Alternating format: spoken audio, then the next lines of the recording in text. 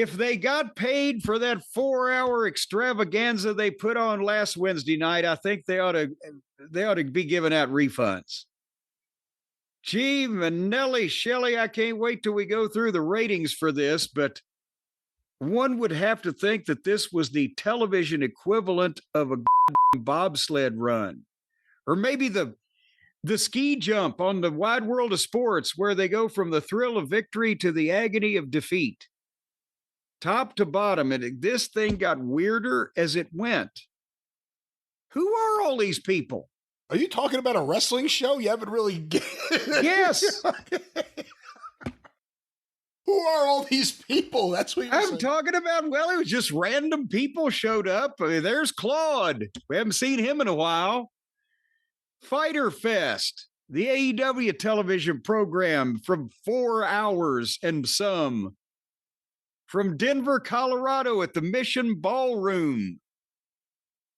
It looked like the fucking lobby of Mission Barbecue. This was one of the longest things that it just degenerated into madness. This had no connection to most of their television programming. They're just bringing that because they're going to Mexico. When are they going to Mexico? Soon, I believe. They have what do they have? I was about to say When Worlds Collide, but that's WWE and AAA. No, they have Grand Slam, Mexico City. Okay, well, is that going to be on pay-per-view? Because why did they bring the entire population of the Mexican promotions that the WWE doesn't own to all put them on this same television program is what I'm asking you. Why did it come up just now? Them being there may not be the bigger issue. Them, until they lose the matches, seemingly overwhelming anyone on the AEW roster. Kid, that's what I'm saying. They come in and kick the shit out of everybody and then go home. All right. And anyway, we'll go from the top and we'll try to hit the high points because this was long, folks. Long and hard. So, Tony Schiavone introduced Will Ospreay. And they showed video of Swerve and Ospreay shoving and arguing and fighting each other in the back at a previous incident because they hate each other. Swerve and Paige hate each other, but Ospreay and Swerve were fighting because Ospreay loves Swerve. But he also sees that he and Paige have to work together so that the real enemy is Moxley and they can get rid of him. And I agree with you there. The real enemy of this company is Moxley. But so Ospreay's thing is he wants Paige and Swerve to work together for one night and then kill each other. And they are reduced to having to make up angles between all their top baby faces because nobody even knows what the top heel is talking about. And as a matter of fact, Ospreay even told Moxley here, piss off, you're the reason AEW sucks. And a lot of people, you could hear people in the crowd kind of gasp like he said that. Yeah, that's an interesting, he stepped away from the mic as soon as he said it too, like, oh shit, did I just say AEW sucks? Yes, he did. He listed, as a matter of fact, why AEW didn't suck. Is that the only reason that AEW sucks is you, Moxley. So it's completely his fault. And I gotta be honest, Ospreay here was talking slower. He was talking calmer. He was articulating better. He wasn't going over the top with the screaming with the garbage disposal voice and everything, bruv. The material is rotten, whether it's his or somebody's telling him what to say with the whole thing of why all the baby faces have to have an issue again because nobody gives a shit about the heel. But the delivery was actually good here. The guy may be trainable, but then when they started chanting Swerve's house, he even slowed down and turned and got him to stop with that. And the fans understood him and reacted to it. And he wants a match with Swerve next week so that he and Swerve can fight.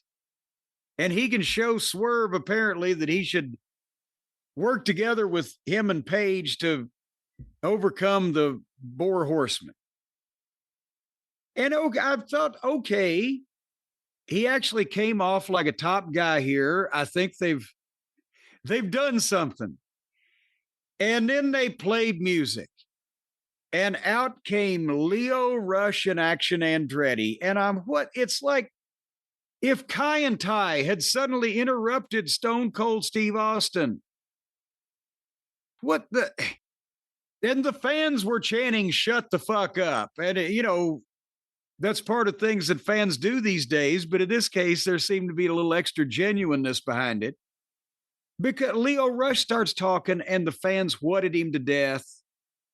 They don't care. Again, I think Leo Rush could be one of the hottest money drawing managers in the last 30 years in the business. But as a wrestler, he's a fucking underneath guy. And he can do all the moves. But he's got an entertaining personality, and they need to do something else with him where he could contribute that at a main event level. This ain't it. And Andretti, I'd say he should have been a race car driver like his Uncle Mario. But Leo Rush in this promo challenges Ospreay. Actually, he didn't. He alluded to it. He didn't actually come out and do it, and Ospreay had to pick up on it and finish it up for time purposes. Oh, so you want me, bruv? And so Ospreay said he was going to go put on his crime-fighting pants. And next week, it's Ospreay and Swerve, but tonight it's Ospreay and Leo Rush. Brian explained to me why they couldn't leave well enough alone here and let this guy do the promo without sending job guys in to clutter the issue up. I've always liked Leo Rush, but I was a little shocked that he came out here with Action Andretti, who kind of looks like a shorter, smaller version of Will Ospreay with the haircut. But, this is one of the problems with AEW. You're trying to build people up, and then all of a sudden, and I get WWE used to kind of do this on their show, but it distracts from everything. But also, I guess you are looking at a 4-hour show. I need to build the things that'll be an hour 4. So in that way, I guess... Okay, can they get some grown adults to fight the top babyface? Who? If not who, Crew. I guess that's maybe what they were saying. And so I wrote, he better win in 2 minutes. And of course, he's not going to, but we'll get there. But nobody wins in 2 minutes. Nobody wins in 2 minutes. Well, this is going to be a recurring theme in the program, and it's the reason why that stars don't get over in AEW. Because you can't send them out there to act like stars and then have them interact with people that are clearly not stars on an even keel. And this is what's going to go on all through the program. The first match was Dick the Boozer against Mark Briscoe. And Briscoe had apparently got choked out in the 6-man last week. Yeah, we remember that. So he vowed to show his 5-year-old son and his kids that he didn't quit when Moxley choked him out on Wednesday. So guess what Moxley did? He choked him out again on the next Wednesday. Not only did he get juice on Mark Briscoe, not only was Moxley's work as fake looking as ever, it's the fakest mainstream television pro wrestling work in the business. But they have their 15-minute match, and Moxley kicks out of Mark's dead brother's finish, the J Driller, immediately pops up and does some shit to him, gets him in the choke, lays him mobile for about 20 or 30 seconds, looked like he was humping him, and then the referee stopped it. And the crowd booed, not in the way that the heel won, but booed in the way of, are you fucking shitting me? So fuck Mark Briscoe's kids. What? Is it a wonder why all their baby faces are fucking impotent simpletons in the eyes of the fans, and the people just chant for the heels because they're the only cool ones? Just when we thought maybe they were pushing Mark Briscoe a little better and using him better, and he certainly has kept the audience interested in him, I guess you could say. They love him. Better than he should, considering the way he's been booked. But like you said, he lost the match the other day, lost the stretcher match, even though he reappeared during the Anarchy match at the pay-per-view. And here's Moxley beating him, and I hate Moxley's matches. He is so bad. If you actually watch what he does, just nothing looks good. And it looks lazy. But that's just me. If you examined the amount of, if you gave Mark Briscoe the amount of wins that either Wheeler Useless or Danny Garcia have had on this television, imagine what you'd have. Every time he goes out, he gets over with the people and he performs at a high level. He works his ass off, but they push these simpletons, nevertheless. Did you like the match with Tony Storm and Mina Mellons against Julia Hart and Blue Sky? It was fine for what it was, I guess. Mercedes at ringside eating a burnt steak. On commentary, yes. Well, for the Uber driver, I hope she didn't tip him, because that thing it looked pretty dried out. Like you'd have to eat it in the rain. Okay. And then after well, I'm just telling you, it didn't look very appetizing. And then after the match, the big angle was Tony Storm ate Mercedes' steak. I didn't even know she liked meat. And that was about that. Yeah, it was long. So then we get to the Hurt Syndicate section of the program. And first, MJF was in the back. And he was telling Ospreay, hey, stay out of Swerve and Page's business. Let the animals eat each other.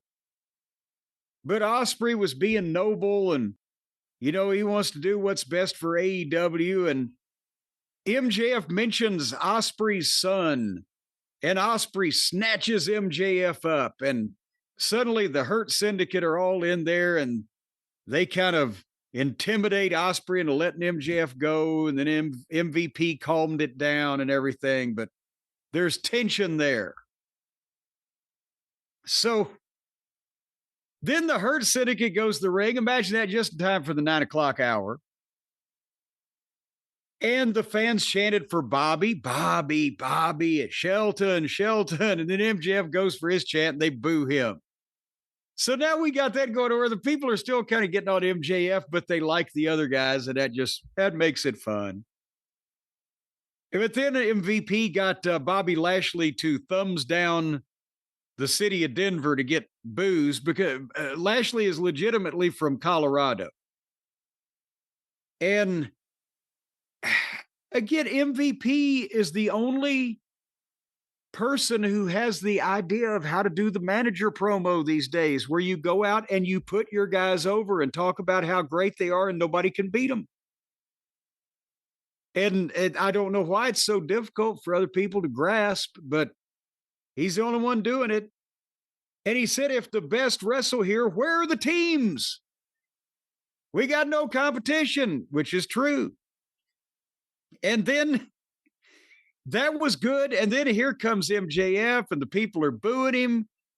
And he starts talking about wanting the world heavyweight title back, and the fans are chanting, shut the fuck up. And I'm thinking, they've got something with this group. And then MJF starts cutting a promo on Mystico. Mystico. On television in the United fucking States. So he did a good job, and he was healing by being a U.S. citizen, because most people around the world hate us these days. Plugged Happy Gilmore too. Talked about selling out Arena Mexico and went back to Mystico. He got heat with the promo. But Brian, can you possibly give me any idea why they would book one of their top fucking guys who is the antithesis in the ring of Mystico with fucking Mystico? Because either you have to beat Mystico, which it would seem to me to be counterproductive in his goddamn home country where he's the biggest star, or you've got to beat MJF, who is one of your only big stars, and nobody gives a fuck or knows who the fuck Mystico is on a mainstream basis in the United States of America. So MJF just got beat up by another one of these miscellaneous masked characters. So how is this going to end well? I'm sure it'll be a great match. I don't even think it'll be that. I think it'll be a great match. I think MJF... Can Mystico keep up with MJF in the ring? Seriously. I know you hate all luchadors, but Mystico's very good. I don't hate him, but Mystico's very good. He's one of their biggest stars, so they're putting. And Lucha, is he going to be able to work with MJF without killing him? I'm going to assume they're going to be fine. MJF has worked with various. I've seen MJF matches with Teddy Hart, so he can work with people who are trying to kill him. If you've never seen any of those matches, they're pretty brutal. Jesus Christ. But I'm sure, look, again, Mystico's a big star. Teddy Hart has a better better grasp of the basics than, all right. You're putting him in there with a main event guy over there. I mean, in that way, it's good. You're not putting him in there with Hechicero or something, which they did last year, right? What my thought would be is put somebody that I don't mind sacrificing to Mystico. Well, that's a different thing. In the ring with Mystico. Well, that's a different thing. I think you're right about that. I actually look forward to that match. That would probably be the match I really want to see on that show. But who wins? And how?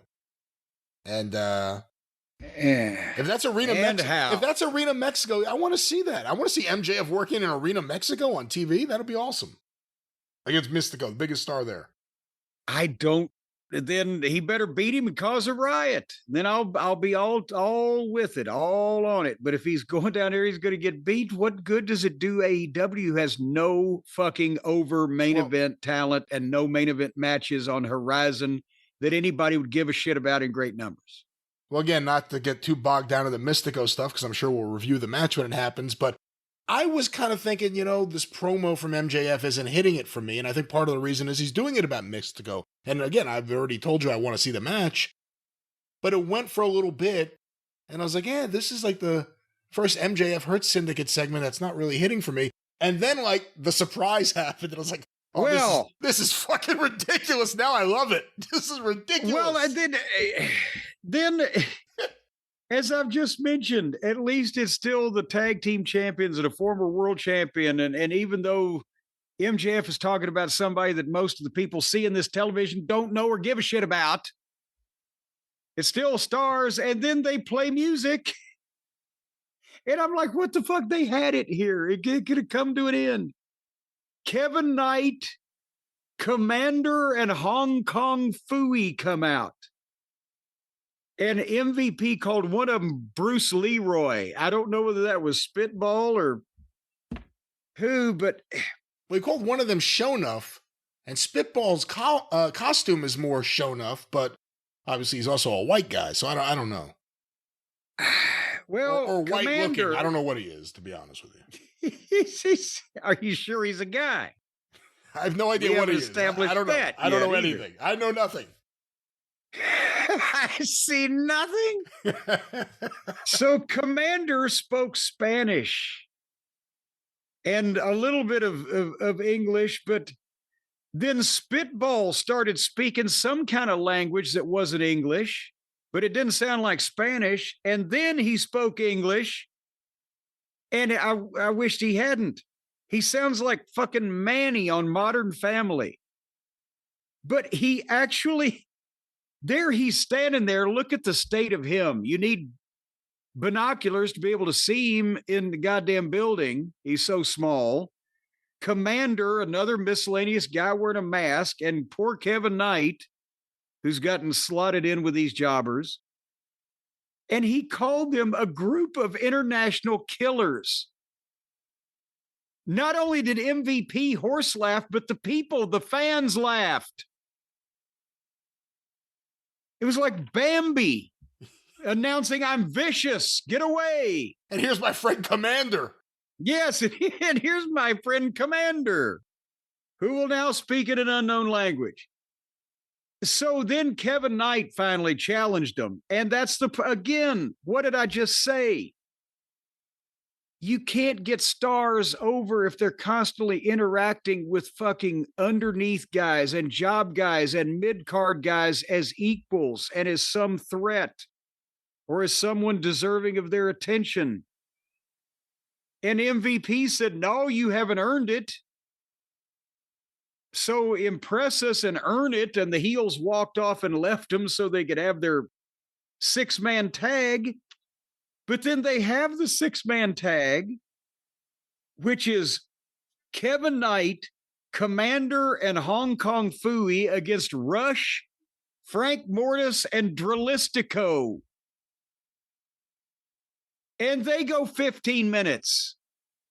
And then for no reason, Commander did his tightrope walk and dove onto a guy outside the ring, just apropos of nothing.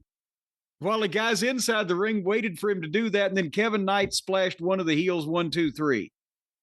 And then the Hurt Syndicate comes back out and says, okay, we're going to wrestle you guys next week in a 6-man tag. I'm thinking, Jesus Christ, these 3 children.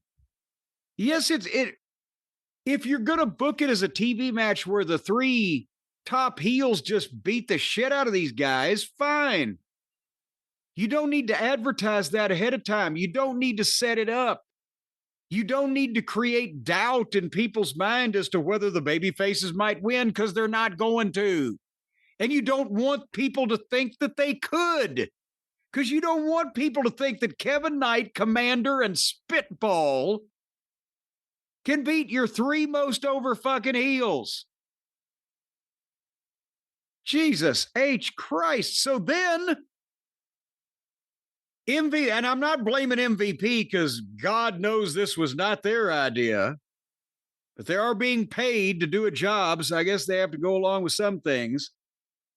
He sends Shelton and Bobby to the ring, and suddenly Commander just gets out on the floor so that the 2 minute baby faces can fight the Hurt Syndicate.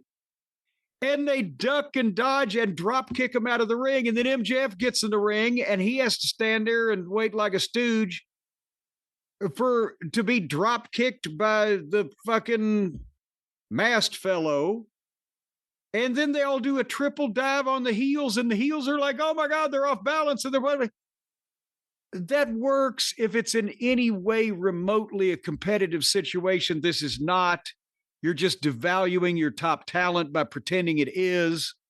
For the fans who like silly, bumpy movie wrestling, I'm sure they'll like the match. For trying to draw any money or get anybody established in proper positioning, this is garbage. That's why stars don't get over in AEW. They get under, they get devalued, and you never get a chance to see what they can do, because with the exception, I believe, of the Hurt Syndicate, nobody in AEW is ever as over 3 months after they arrive as they are the first day on the job. Can you argue with anything I just said there? No, typically that's true. I can't think of another example of someone who, well, I mean, Punk, but that's been a while ago. Although his first night in was like, he was wild. No, I mean, he was hard. He's about as over as he was going to get once he got there. And they managed to do a job on him too. You looking forward to seeing Bobby sell for those kicks from Speedball Mike Bailey? No, they've got to do something to calm that little shit down and goozle him into fucking compliance, because that could make them look ridiculous more than anything. They haven't really done anything to look completely ridiculous on this TV yet, and I think they're the only ones I can say that about. They definitely have to do the spot where Commander runs across the ring on the top rope and jumps and does a flip onto like Bobby or I was going to say Stanley. Bobby or Shelton. And they just... onto Bobby or Stan? And they just catch him. And they just catch him and don't drop him. You know that'll happen. But big 6-man tag match. You can't find tag teams. The team of international killers, obviously, will be the ones to take it to the Hurt Syndicate. Only if you're talking about Gates. If you're talking about box office proceeds, then Maybe that's correct. But I tell you, Brian, to be honest with you, I don't see any way in the future that Hong Kong Phooey is going to make a dime unless he immediately has a brilliant inspiration for how to sell some type of line of children's clothing with his name and face on it, and he gets his own store on the internet and is powered by Shopify. Oh, I don't see any other way he can possibly make any money because, let's face it, he can't communicate. He opened his mouth for the first time on TV and people laughed at him.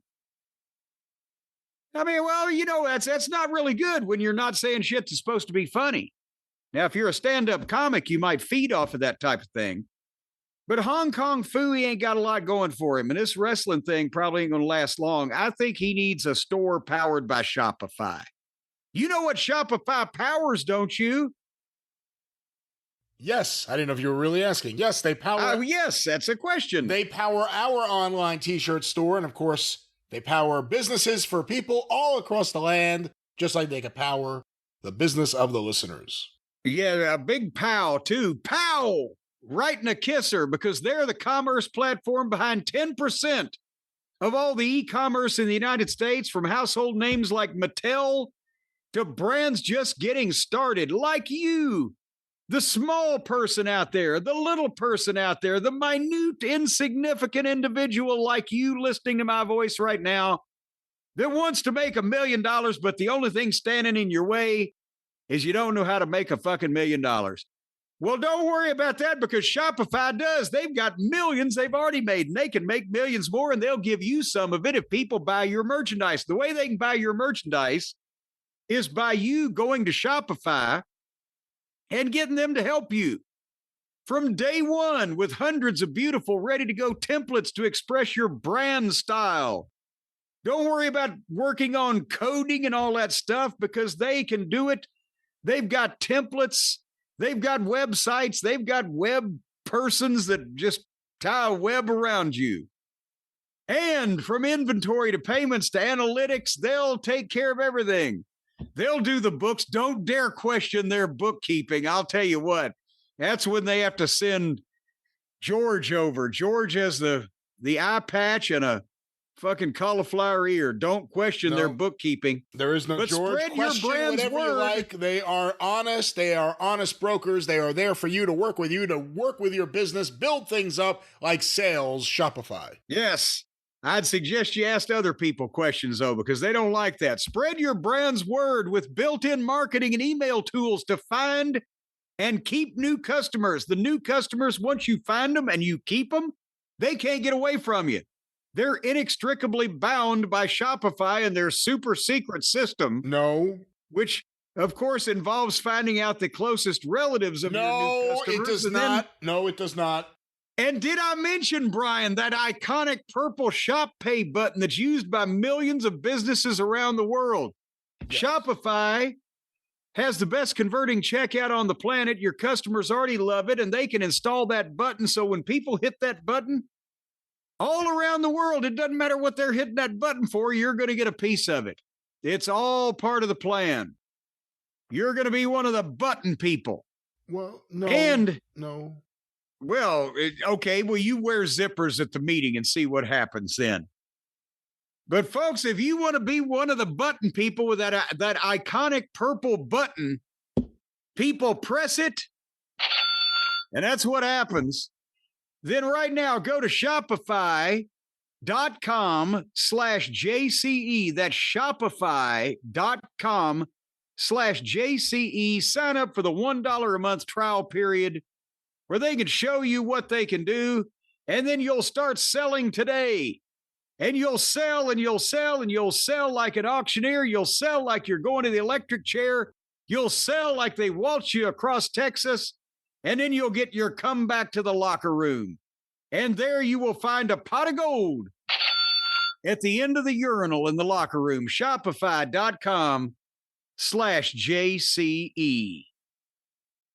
Well, you know who else might need a new career pretty soon, Brian? The next person up on the parade of terror was Max Caster, who What have they done to this guy? He's got a petition he's asking the referee to sign to recognize him as the greatest wrestler in the world, and he tried to get the fans to do his chant. Some of them kind of did it half-heartedly, like, okay, if we can move this thing along. Yeah, they did it. But and he issues a 5-minute open challenge. And here comes Hobbs. And now Hobbs is coming through the crowd in street clothes. And he comes out, he beats Caster in less than a minute. Caster has done something to somebody. And they're making an example out of him. That's the only thing I can think. I don't. Well, the only problem with that is that it seems that he is embracing it completely, almost as if it's his idea. He's really into it.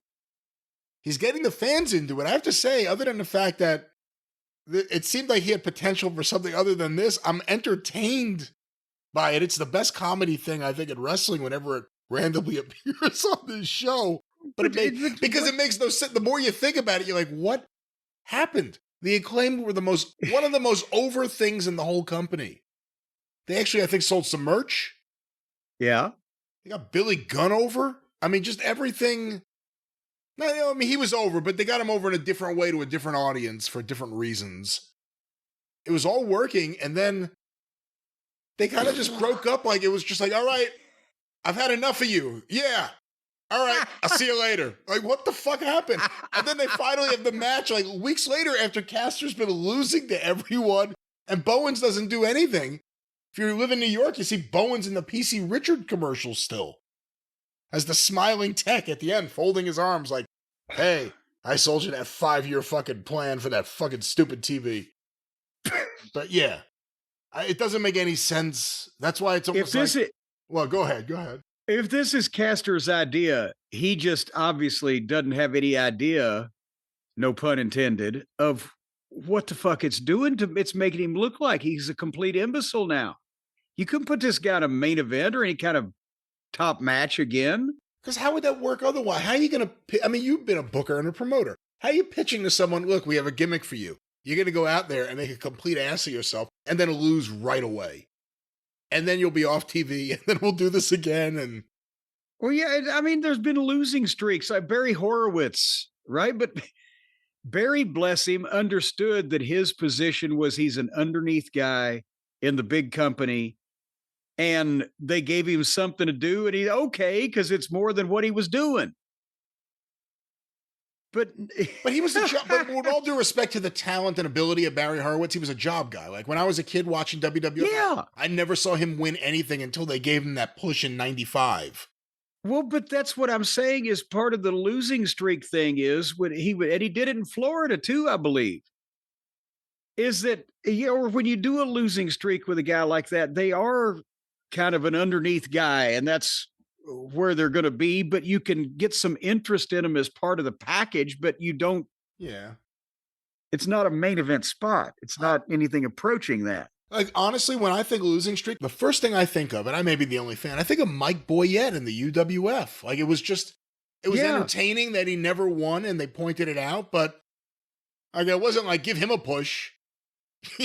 Push him to the top. I want to see that guy against Dr. Death, and I want to see him beat Dr. Death. Well, don't worry. He ain't going to beat anybody. What do you think about Hobbs coming through the crowd? Unnecessary? Why? Well, yes, because unless he's the only one doing it, he does it all the time, but why did he just do it now? And they played his music and his entrance video on the screen, but he came through the crowd. What? For this. Not for someone he has a problem with. Not for like, yeah. It's somebody like, has to get his hands on. Yeah. It was like, shit, they told me I was next segment. I'm still out here at the popcorn stand. 5-minute challenge. They really should have pushed it and gone to like 4 minutes and 45 seconds. That really would have been funny. That would have been pushing it all right. Anyway, so then the main event of the 2-hour Collision broadcast, Dynamite broadcast before Collision, was for the Intercontinental title. Kenny defending against Claudio Castagnoli, Brody King, and Mascarita Dorito. Dorada. Huh? Dorada. Not Dorito, Dorada. Masquerita Dorada. I think so. Whatever the fuck. The point is, again, a 4-way match involving people to do moves. And this went past 10 o'clock. Somehow they busted Brody King open. If fair is fair, he busted Josh Alexander open the other night. And then at 10:05, Kenny hit the one-winged fairy on Dorita, Dorada, Tomato. And then there's Kenny standing there with his belt, and here comes Oblada out with his belt. And they have a face-off where they're holding up their everybody's got a belt, so who gives a shit, right? They hold their belts up at each other, they make mean faces, and then they started trading fake forearms. And finally, Oblada leveled Kenny with a gut shot because of his diverted colon. But then Kenny immediately popped up and tried to get the fairy on him, and Oblada slithered out. They ought to call him the Sloth. Think about this. He has all the characteristics of a sloth, the slow movement, the lazy demeanor. The colors of the outfits. Makes bumps like a sloth. So now we get to see that, apparently. Do you think Oblada's going to lay on his ass like he does every week for old Kenny, since they have such a storied history together? Is he actually going to try this time? You would have to think this will be the best Okada match in AEW before it happens, just because if not now, when? If not him, who? Him who or who when? How? Yeah, I think it has. Where? I think this has to be where. How? This has to be where Tony Khan can go back at the end of the day and be honest with himself and say, "Yeah, I finally got my money's worth out of this guy." But no, one match in a stadium that holds 80,000 and they going to have 20,000. He got his money's worth out of one match, but he's paid this guy millions to come over here and wear baggy clothing. Well, his money. I'm not saying, money if we're running a business or someone else It's was. not even his money. This millions of dollars this fucking Joker has cost. And he's done nothing. Nothing. Who do you put over? Who do you put over? It better be Kenny. And does it have to be a title unifying bout? Well, it would help because that way there'd be one less of these phony fucking belts floating around. But who will notice one less? There's 20. But it would be a start. And the thing is, regardless of how I feel about either one, I don't think either one deserves to win. But Kenny at least seems like he tries. And more importantly, some fucking babyface in this company has to do something important sometime. So Kenny needs to beat this fucking lazy clown. All right. Well, that was Dynamite, and that was sometime after 10 o'clock. Well, then remember, we got it teased earlier on, Will Ospreay and Leo Rush. Did you pay any attention to the entrance where Leo Rush came out in the inflatable red starfish jacket? Yeah, I did, because in the past we've seen him and Action Andretti together wear these jackets, but this time Action Andretti was in street clothes and Leo Rush was the one dressed like whatever that is. What is that? It looks like some kind of pointed starfish or conch shell. Anyway, they did plenty of flips. What? I'm telling you, put your ear up to his belly button. Maybe you can hear the ocean. They did the flips. And again, this guy, Leo Rush is 140 pounds. He's 5'2". Ospreay's the top guy. He just got beat by boring, nothing happening hangnail Adam Page. He ought to look good. Instead, they go out to have a good match. They went out to have a good match because Ospreay doesn't know how to fucking get over and draw any money. And so this midget stays with him every step of the way. Ospreay is doing AJ Styles' springboard forearm. He's doing his Styles Clash. For fuck's sake, he ought to get his kids' names tattooed on his side. So He hits the springboard forearm and immediately tries another move, and Lio Rush turned it into a DDT after getting hit with the phenomenal forearm. So he's still in the game. Lio Rush goes to the top, hits him with a frog splash, gets a 2 count. And then Action Andretti slides Lio Rush a chain into the ring, which he grabs, puts it around his fist, and draws back, but the referee takes it away, but doesn't call a disqualification. He caught him with the chain. He took the chain away from him. He didn't disqualify him. But now Lio Rush is distracted with the referee, so Ospreay gets up and hits him with a Styles Clash, and Tony called it that, by the way. 1, 2, 3. So it was a 10-minute match, competitive. None of Ospreay's shit could put the fucking midget away until a distraction, and he gets the win, and then the heel started beating him up. I swear to God, now these 2 6th graders are doing a Tennessee 2-step on the top of Ospreay, and then they're taunting the crowd like, look at this piece of shit. I swear to fucking God, it's like George South kicking the shit out of the Horsemen. And then they play music, and here came Paige out to save the top babyface from 2 mid-card midgets. And then Paige stayed to do a promo. I know there's a lot to take in here, Brian. I'm going to let you talk in a second. But it just keeps coming. You can't stop. It's like I said the other day on the WWE, they'll bore you for an hour and a half. But here it's the unprofessionalism and the fuck-ups just keep coming. You can't keep track of it. Paige does the promo saying he's going to have Ospreay's back. But I'm my own man. I don't need any help, especially from Swerve Strickland, because Swerve threatened the safety of my family. If we're going in story, you burned his fucking house down. So I think that's why another reason they ought to think about these stupid fucking things before they do them. Well, one of these guys might need to be a babyface again, you know, and then, yeah, he kind of burned his house down. The fuck? And he's never going to accept help from Swerve. But, and have you noticed this, Brian? Paige keeps saying, I'm going to win the men's world championship. Like he needs to differentiate. Number one.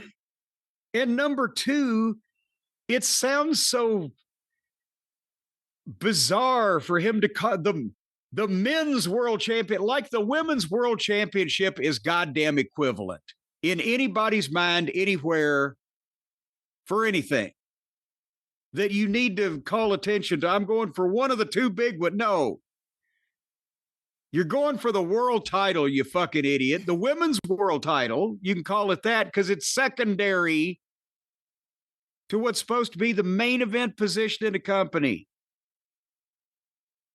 But Paige, I think, is one of these equality-minded folks. So he's got to, I'm going to win the men's world title. If he was going for the women's world title, I'd put more money on him. Maybe he could unify the belts. So then... The AEW unisex champion. But then when he said that, then Moxley rolled into the ring. And the other members of the Boar Horsemen surrounded the ring. And so what were the fans chanting? Swerve's house. He wasn't even there. But Ospreay runs out with 2 chairs and gives Paige one. And then everybody stands there looking at each other. And then Moxley rolled out and they all just walked off. That was a long bunch of shit right there. They managed to make Ospreay look bad. Paige doesn't need any help in that regard. And they've stunk the joint out with a standoff that nobody gave a shit about, and the fans were chanting for the only person that wasn't a part of it. Your thoughts? You know, Moxley's lucky he doesn't have to go up against Lio Rush. He really handled himself well here. He took Ospreay to the limits. And Moxley just stood there for a long time. It was like, okay, what exactly is happening? Like, do something. Just do anything. You're supposed to be a badass. And then, that was that. That was, I don't, again, this was what, 2.5 hours into this night, this endless night of wrestling. But, Adam Page and Moxley, I think, you think they're going to do it for Adam Page? Does it look like it?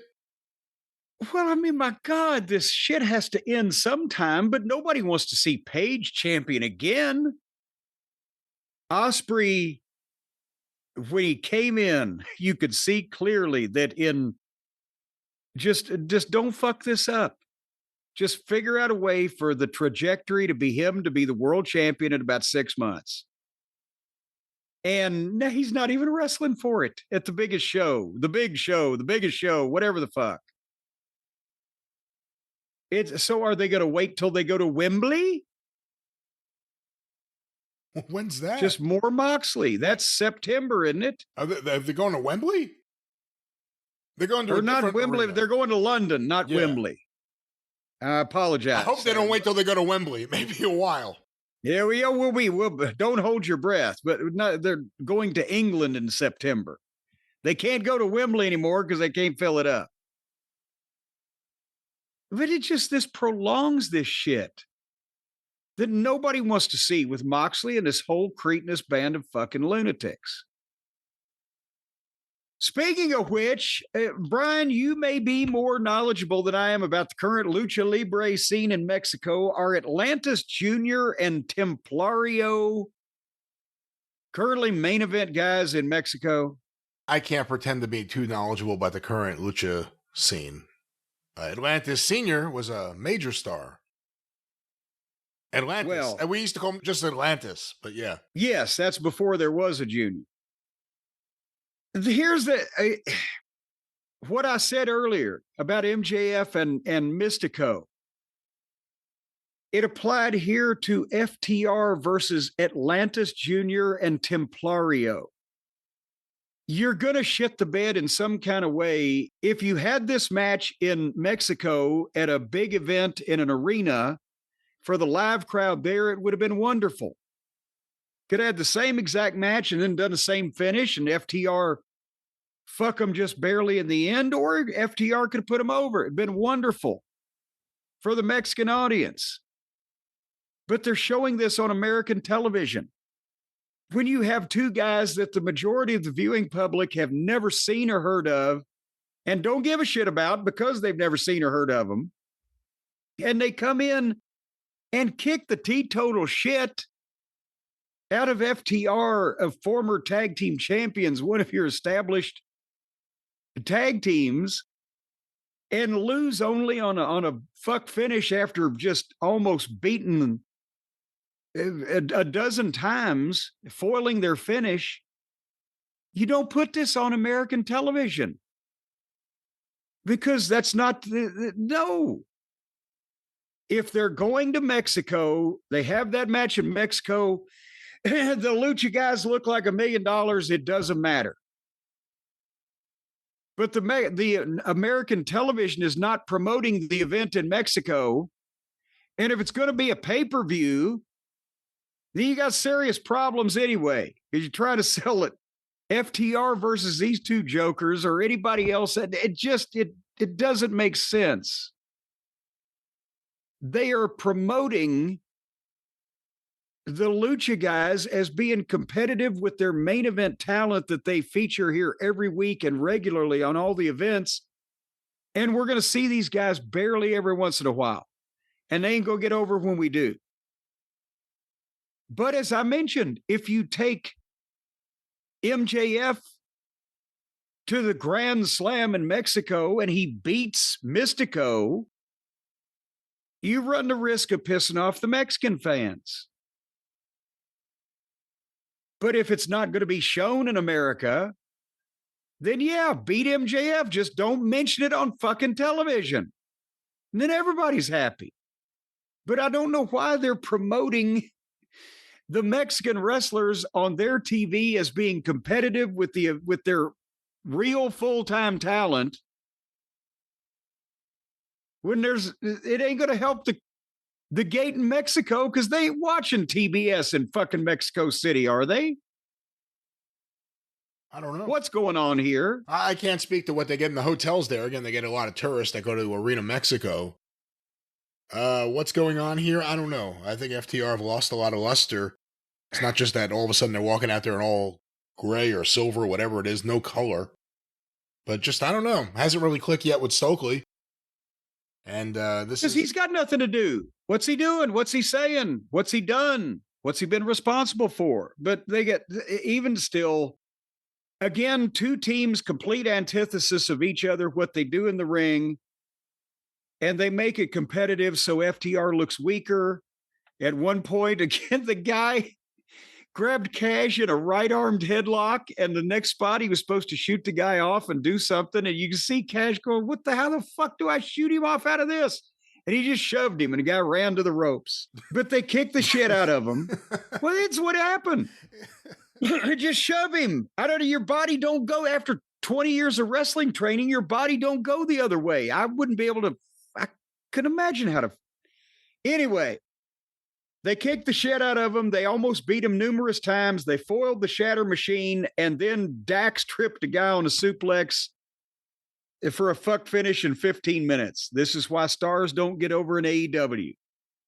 And then Stokely did a promo, which wasn't necessarily that particularly inflammatory. And then Dax got the microphone, and the fans started booing him.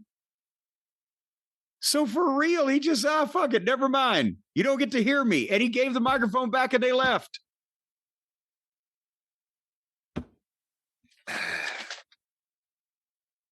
Did you like the 6-man tag, Brian? I don't remember who was in it. Well, it was the Outriggers and Bandito versus Felcher, Take a Shit, and Chia. This is around the time I kind of said, I've had enough. It's no longer Dynamite. I don't feel like I have an obligation to watch. Oh no, it kept getting better. Oh no, I did see, actually, you know what? I did see this. I'm looking here actually at the ratings. I did see this because I saw the segment after this.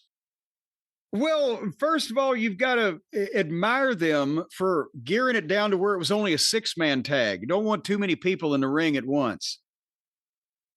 And again, here is Kyle Felcher and Take a Shit, or then the top heel stable, the Don Fallis family.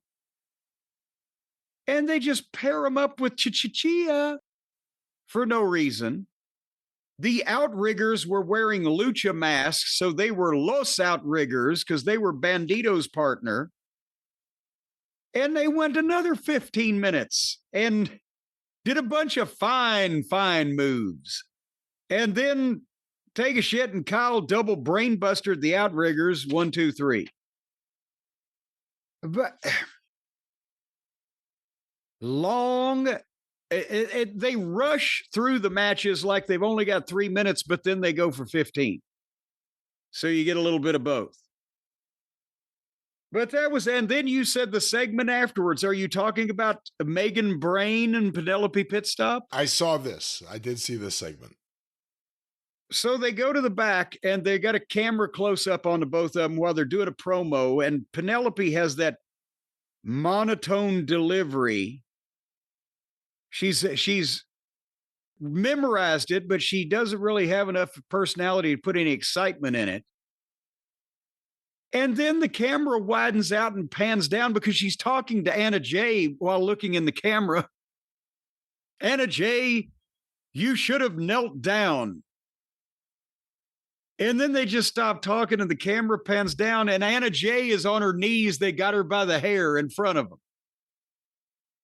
And they pick her up and they carry her in the arena. And they are preparing to throw her off the stage. When suddenly music plays.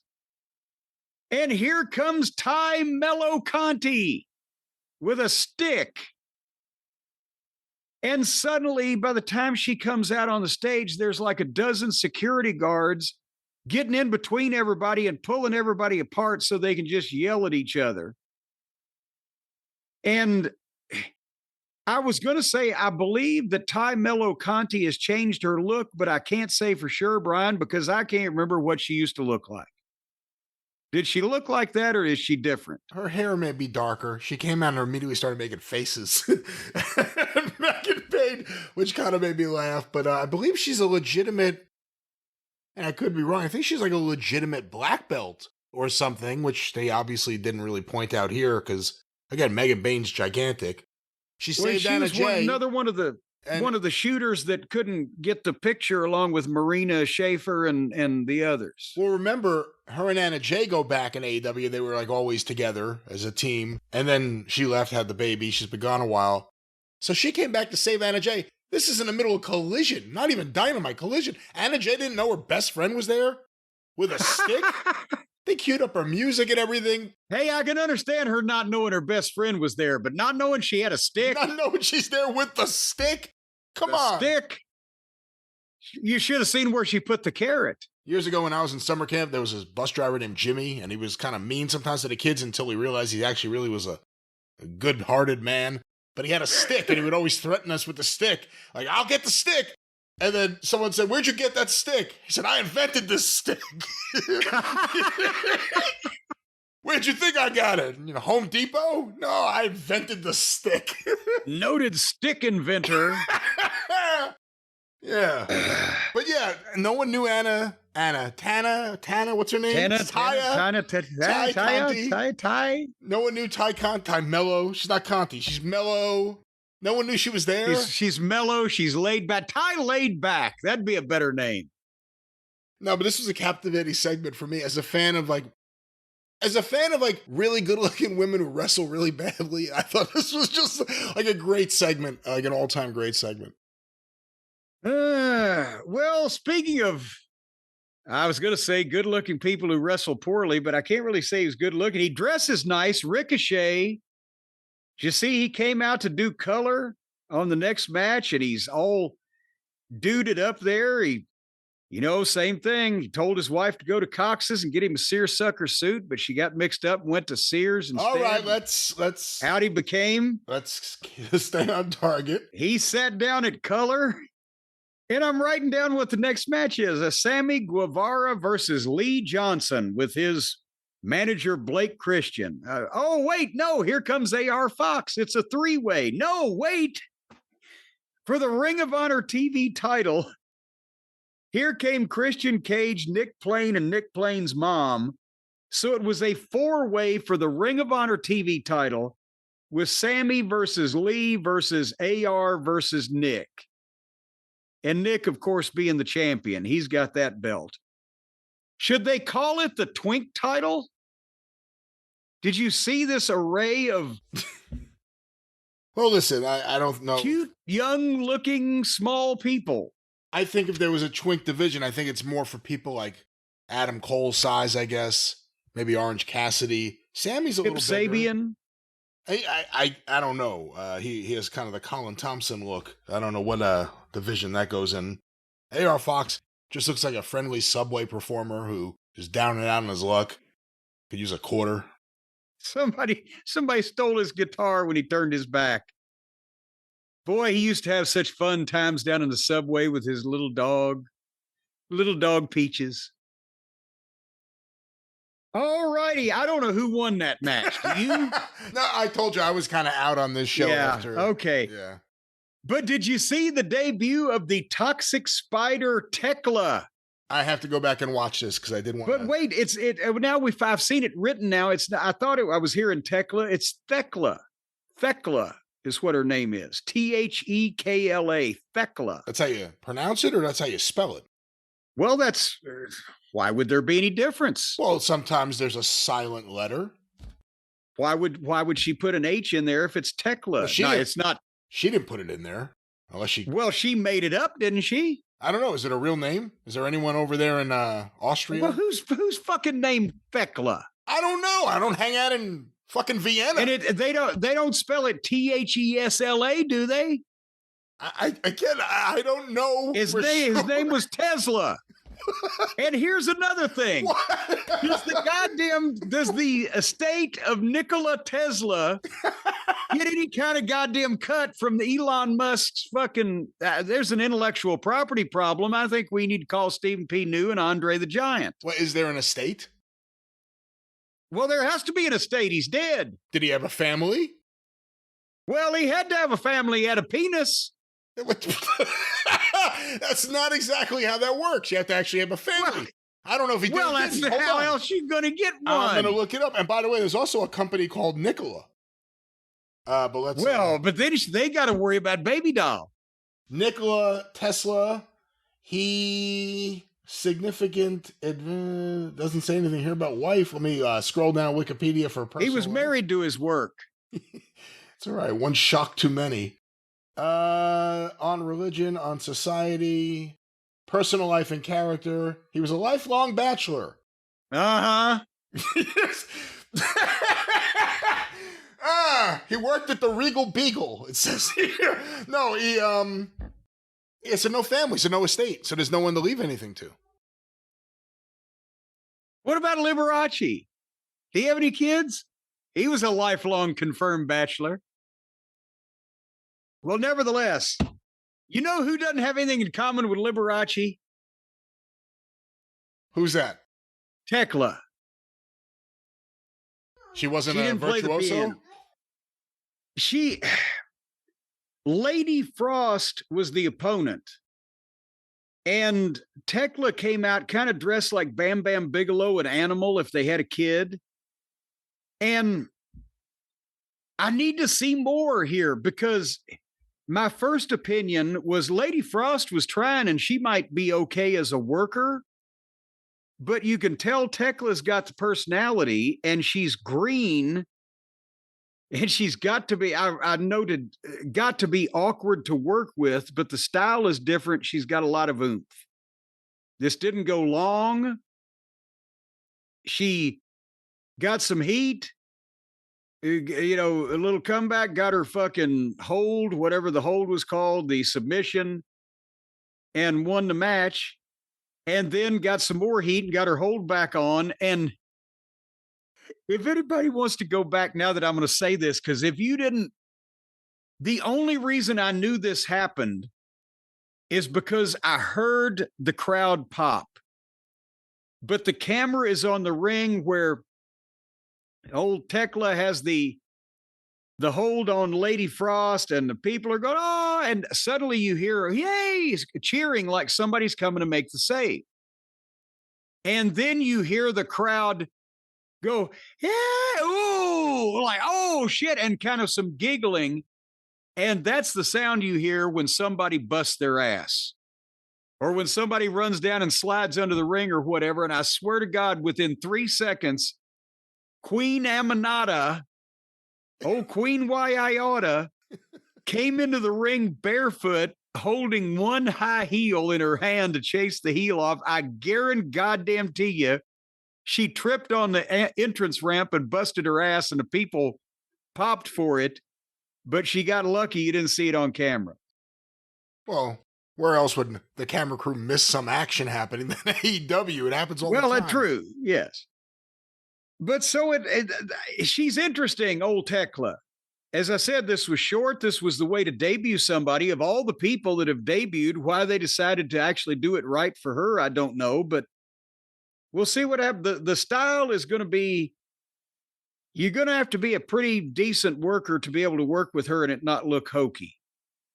But if they can find any of those, she might get over because she's different. If Paul Heyman was booking ECW, he would have Queen Aminata start coming out with her shoe in the air, and then he would just have fans start throwing shoes in the ring. Well, anyway, are you ready for the main event? Oh, that wasn't the main event? No. The main, and by the way, next week, folks, is going to be 4 hours too, because they're run off a Saturday again because of all the WWE programming taking up their audience. Is this revenge for SmackDown going to stay in 3 hours? Now they're going to have 4 hours? I think so. But the main event was an 8-man tag team match. Josh Alexander, Lance Archer, Rocky Romero, and Trent against Danny Garcia, Adam Cole, Kyle O'Reilly, and Roddy Strong. And they started this at 10 minutes to midnight, and I swear to God, they overran this son of a bitch. 4 hours. It wasn't enough. They had to go an extra 5 or 6 minutes. I gave up at that point. I said, well, fuck it. Fyter Fest. Now, next week is summer break or summer. Yeah, what was no? They week? had Beach Blast.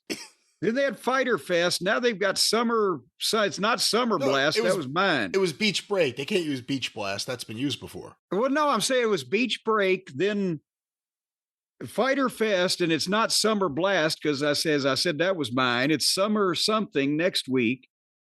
If you just name every show, then that's the same thing as not naming any of them because it doesn't make any difference anymore. It's just people can't key. You build to your major events, but you can't have 52 major events a year. You also can't have Summer Blockbuster on June 11th. Well, I tell you, there was an ad, a wrestling ad for the Louisville Gardens card on January 4th, 1979. The main event was Jerry Lawler and Austin Idol, and it was billed as the grudge match of the year. Year was 4 days old at the time. So it had a very fucking low bar to clear there. But I'm saying, any closing thoughts on this television program? Because it's just, they're trying to do so much, they can't do anything. And nobody can keep track of all these fucking miscellaneous masked people. And they get the fans interested in some of their stars, and then they interact them with the Lollipop Guild. And it's handicapping everybody. Again, seeing it all in a 4-hour spurt and not pay-per-view quality. This is just week-to-week rando show quality. You know, you're getting a lot of just people interacting with other people for no reason. When I say interacting, it's not just like a match and one person goes over. All of a sudden there's a promo, you know, like the thing with Leo Rush earlier with Ospreay. I like Leo Rush. And that led to something in hour 3 of the show, or hour 2. No, it was 3. There was a lot here. There was just so much. It was too much. But that's the thing. You could like Leo Rush if he was applied properly, but there's no way that he should be going toe to toe in a wrestling match with the guy that should be their top babyface that has just been beaten and diminished previously. You know, is there anybody that Will Ospreay can beat decisively quickly? No, because he won't, because he thinks that having a good match is more important. That's why I worry about anybody that starts out in this system, because they are not going to be taught anything about pro wrestling in terms of booking, matchmaking, working programs, drawing money, getting over as stars. They're going to be taught constantly, have the best match you can have with every fucking idiot that we put you in the ring with. And that's why nothing happens with anybody. They all just become part of the scenery. Brian, you know what else becomes part of the scenery, don't you? No, I don't. No. You don't have any idea where. Don't you realize, Brian, that these new Raycon everyday wireless earbuds are so small that once you put them in your ear, that just becomes part of your head and nobody even notices you're wearing them? Well, that is one of the great things about Raycon's earbuds, is the fact that you can wear them and they are, what's the word I'm looking for? Not obvious. Well, they're not garish. They have a variety of vibrant colors. Yes. But they're not garish. They're not like these big, giant headphones that some people wear that you can see a mile away. They're small and they go in your ears, and they're in a variety of vibrant colors. But more importantly, they sound great while they're less filling. Why, you can get 3 or 4 sets of earbuds in the average ear, because these things are so small. Well, no, let's, again. And then you could, if you had them all on the same channel, it would sound like a symphony orchestra. Let's stop right now. You get one in each ear. And of course, that's the way it works. That's the way ears work. And you listen to the great music. Whatever God intended for your ears to be. People can only get 2 to a customer. And if you're going to stick something in them, you only get 1 shot at it. Well, I'll tell you what, that's all you need. One at a time. One needed, required, demanded. Are you saying the earbuds are going to run a train on your head? I'm saying you get a pair and you're in a monogamistic relationship with your one pair of earbuds where they're the only earbuds that you allow to penetrate your head. That's right. And then you can listen to anything because, hey, these Raycon everyday earbuds, they like to play around and experiment. You could listen to music. You could listen to podcasts. You can listen to phone calls. You can listen to saucy talk from the BBC. Saucy talk? Well, you can listen to saucy talk. Oh, they're quite risque over there. From the BBC. Hold on. It's not even an American show. It's a BBC show. Well, that's why they're risque and saucy rather than downright vulgar, because they've got the good old fashioned British pride to them. But I'll tell you what, these Raycons, here's another thing that you can listen to anything, but the quick charge function yields just 90 minutes of battery for 10 minutes of charging. That's amazing. Or it's summertime. There's more time to spend outside, be out and about, enjoying the moments from sun up to sundown. But then the summer thunderstorms come along. One lightning strike to your head will charge the everyday Raycon wireless earbuds for 3 hours and 47 minutes. First of all, let's hope you don't get hit by lightning. You're not going to be there to hear it. Well, exactly. It would charge them up, boy. It won't charge them. It will fry them just as it fries you.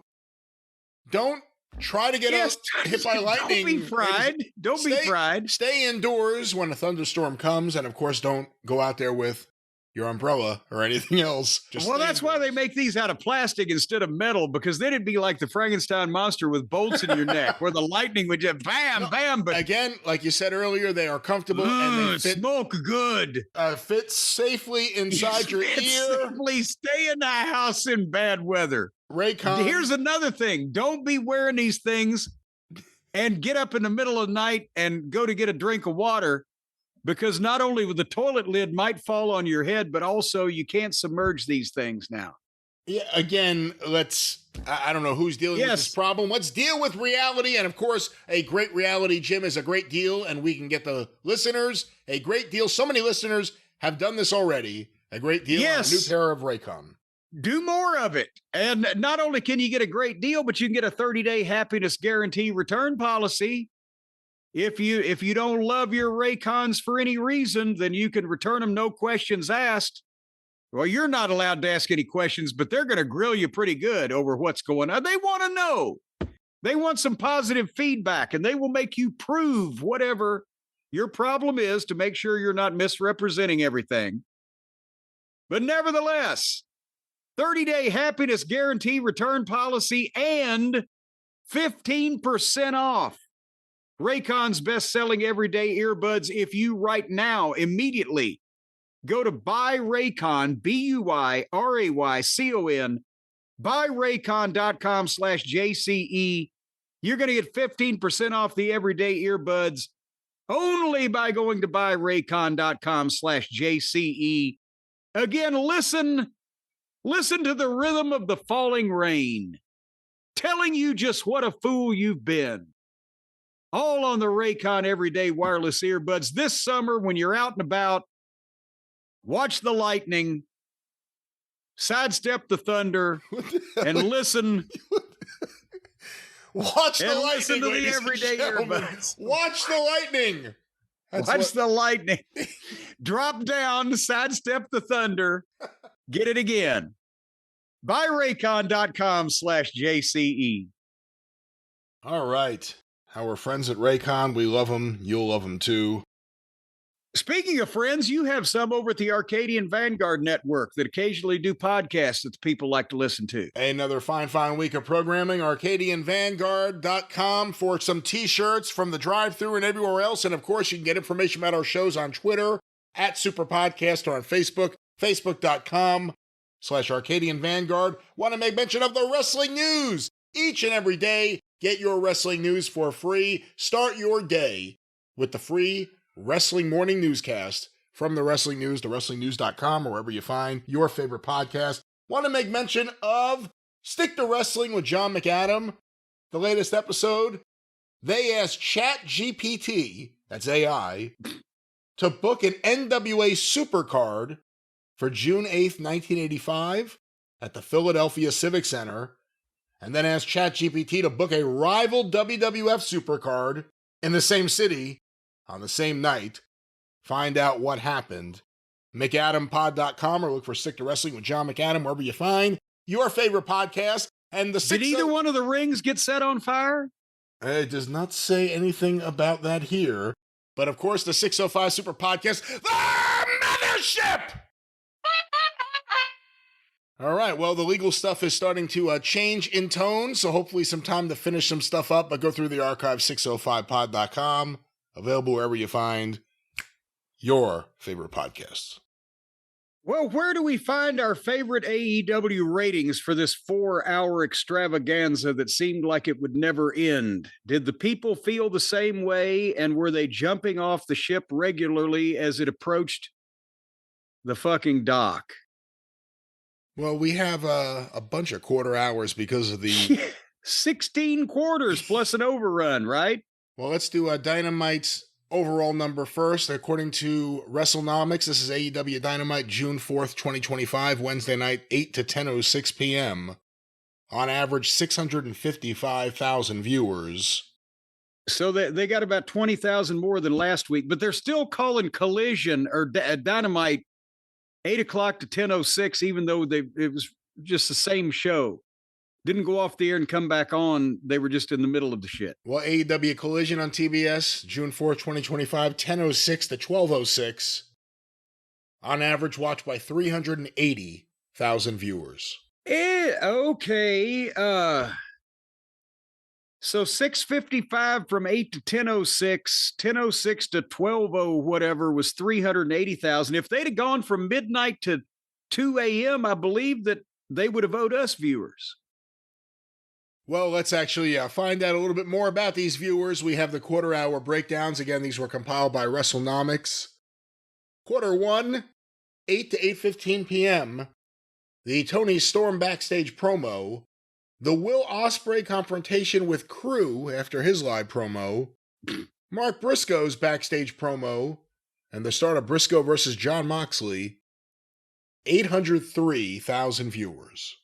Oh boy. Okay. So they are back up to getting a halfway sizable lead in. And they're going to squander that by the course of this, by the evidence of this average number. They're going to lose precipitously viewers by the end of the show. But that was what, maybe 100,000 more than they started with last week. Yeah, well up over the 90-day trend. Quarter 2, 8:15 to 8:30 p.m. Continuation of Briscoe versus Moxley with picture-in-picture. And a Mystico video. 669,000 viewers. Oh, good Lord. Okay.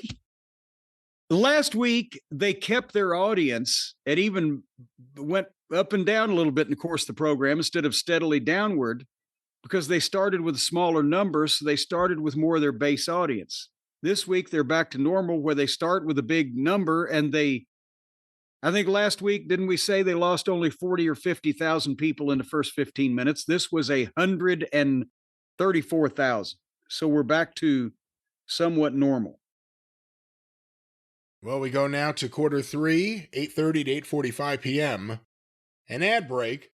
Mina Shirakawa and Tony Storm versus Julia Hart and Sky Blue with picture-in-picture. 604,000 viewers. All right, they're going to have to come up by the end of somewhere by the end of the show, or elsewise I don't know how they're going to make their average. But we shall see. We go now to quarter 4, 8:45 to 9 p.m. The continuation of Mina and Tony, that's her name, versus Julia and Sky.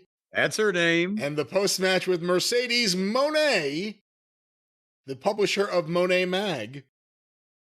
The Will Ospreay MJF Hurt Syndicate backstage angle, an ad break, and the start of MVP's live promo. 726,000 viewers. Good Lord. Well, I said they needed to go up, but I didn't know they were going to do that. So how would you even... That's 122,000 people. How would that many people suddenly find out, oh shit, Hurt Syndicate, MJF, we got to get over there. That's a lot of fucking people. And the last 15 minutes of the first quarter, so it's not like anybody's show they were watching ended. They were just waiting to see these guys show up. I don't know.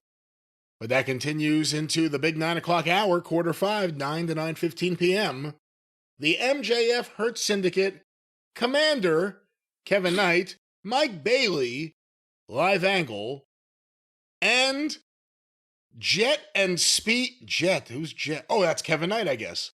Jet and Speed and Commander versus La Facción Ingobernales, or something like that, with picture-in-picture, 670,000 viewers. Yeah, once all the other stuff started cluttering it up, I think people gave up. Well, we go now to quarter 6, 9:15 to 9:30 p.m. The continuation of Jet and Speed and Commander versus La Facción Ingobernales, Ingober. So we're Ingobernale. I'm trying to actually pronounce this fucking thing. La Fuckers and Goobers. The post-match with the Hurt Syndicate, MJF, and then the Paragon Daniel Garcia backstage angle, followed by an ad break. 578,000 viewers. Oh, wait, what? That's quarter 6, 578. Yes. So they went from 726 in quarter 4 to 670 in quarter 5 to 578 in quarter 6. So now they've lost 225,000 from the start of the program, and they lost 148,000 in 30 minutes. Okay. Well, to be fair, too, I heard they did Infinity on Max. So let's go. I heard it was actually Infinity plus 3 because they had 3 visitors from fucking Bolivia come in. We now go. They must have been visiting Tony. We now go to quarter 7. Let's see if we can get the marching powder to continue on here with this. 9:30 to 9:45 p.m. The Patriarchy's backstage angle, the Max Caster live promo, and then Powerhouse Hobbs versus Max Caster, and then an ad break. 564,000 viewers.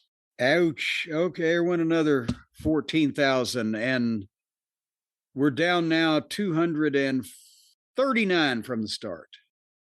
Well, now we go to, what is this, quarter 8? The big end of the show, usually. 9:45 to 10 p.m. I'm not even going to say overrun because it just keeps going. Kenny Omega versus Claudio Castagnoli versus Brody King versus Mascara Dorada with picture-in-picture. 623,000 viewers.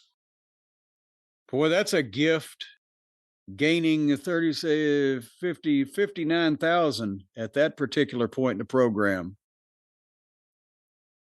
Well, we now now, like I said, there is no overrun because it's the first right. quarter of the next program. That's right. Exactly. We go now to quarter 9, AEW Collision, 10 to 10:15 p.m., which actually Collision didn't start until like 10:06. Continuation of Omega versus Claudio versus Brody versus Dorada. The post-match with Okada. A recap, Ricochet backstage promo, and the start of Will Ospreay versus Lio Rush. 619,000 viewers. Very comparable to quarter 8 on the previous program. So they held that there. And for them to start here and end up with their average of 380,000, we're headed south. Well, we go to quarter 10, 10:15 to 10:30 p.m. The continuation of Ospreay versus Lio with picture-in-picture. The post-match with Action Andretti and Adam Page. And then the Death Riders have a confrontation with Ospreay and then more Adam Page. 531,000 viewers. Ouch. There went another 88,000, and here we go. Well, we now go to quarter 11, 10:30 to 10:45 p.m. The Don Callis family backstage promo and the start of Atlantis Jr. and Templario versus FTR with picture-in-picture, 449,000 viewers. Ouch. There went, Jesus, that's 82,000 more. Well, that action continues into, what is this now? Quarter 12, 11 to 11:15 p.m. No, I'm wrong there. Where are That'd we? be 10:45 to 11. Quarter 12, 10:45. Quarter 12. Is that what it is? It's quarter 12, right? Well, it's quarter 12, but it'd be quarter 4 in the new program. Yeah, okay, it's quarter 12. Yes. Atlantis Jr. and Templario versus FTR continued. The post-match with Stokely Hathaway. An ad break. Heckel and the Don Callis family versus Bandito and the Outrunners. 418,000 viewers. Yeah, now we're at 11 o'clock and they're like, fuck this. We got to get out of here. We go to quarter 13, 11 to 11:15 p.m. The continuation of Heckel and the Callis family versus Bandito and the Outrunners with picture-in-picture. Megan Bain and Penelope Ford's confrontation with Anna Jay and Ty Conti. 367,000 viewers. Good Lord. And we've still got the 3/4 and an overrun to go. They're going to get down below 2, aren't they? Where are we now? What number is this? This is quarter 6 of the second show or quarter 14 of the combined effort. 11:15 to 11:30 p.m. An ad break. Anthony Bowens and Billy Gunn backstage promo. And the start of Nick Wayne versus AR Fox versus Sammy Guevara versus Lee Johnson with picture-in-picture. 312,000 viewers. And we got 30 minutes to go. 36, 11:30 to 12:06. Oh, come on. There's main eventers to come. We go now to, where are we? 11:30 to 11:45. Nick Wayne versus, that match continued. The post-match with the Patriarchy and Ricochet. Lady Frost versus Tekla. And the post-match with Queen Aminata, followed by an ad break. 259,000 viewers. Oh, geez. I didn't think they'd get that low for the fucking end, but okay. 259. And for the night, that's that's not the low point. Technically, the last quarter would be, I was going to say in the key demo, 97,000. But we go now to 11:45 to 12 p.m. The Queen Aminata backstage promo and the start of Daniel Garcia and Paragon versus the Don Callis family with picture-in-picture. 255,000 viewers. 6-minute overrun. 12 to 12:06 a.m. Continuation of the aforementioned match. 243,000. 96,000 key demo. I mean, obviously, prime time is 8 o'clock to 11 o'clock. After 11 o'clock, the conventional and true wisdom in television is you're fighting sleep. So one would expect a drop, but the second show started at 619,000, and at 11 o'clock was at 367,000. So between 11 and 12, they lost 242,000 viewers. Between 11 and midnight, they only lost 124,000. So it was just people seeing an endless parade of multiple man matches with people that they didn't care about or hadn't ever heard of before. And it's just meaningless sound and motion at that point.